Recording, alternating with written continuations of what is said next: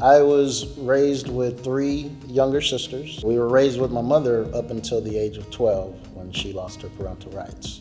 She was a party goer. She, was someone who was on drugs, and, there would be times where she would physically, discipline us, and it would be pretty intense. Growing up living with roaches and rats, it wasn't until I became an adult realizing that stuff isn't normal. The day we got taken away, they had my sisters in a conference room snapping pictures of their wounds from the night before when we had gotten beaten with an extension cord. She was definitely high on drugs at the time.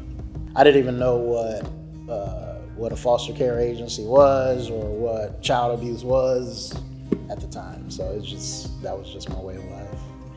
My caseworker, Maureen, she was great. Always made sure that my needs were taken care of. Without someone to offer me that kind of guidance, I'm just out here blindly walking, and she was able to point me in the right direction.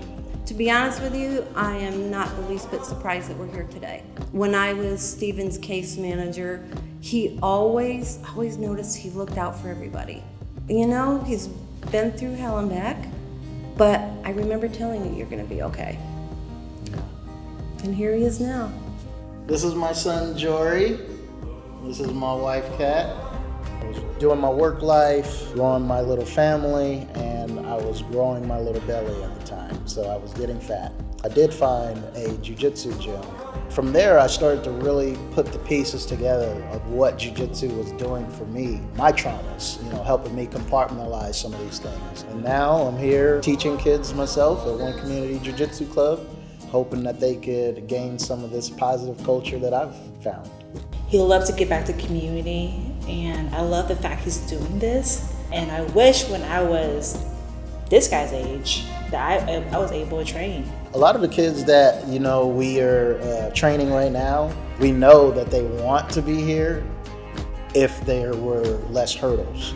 That's my goal, is to create as little hurdles as possible so that they could get access to this culture. Honestly, it wasn't for this man, I don't know where I'd be at now. He really changed my whole life. I had a lot of things going on outside. I really needed a father figure, and he came in. He broke that cycle. Instead of growing up being bitter and resentful, he's like, I'm gonna give back to the community that I grew up in. KVSC put me on a better path for the longevity of my life.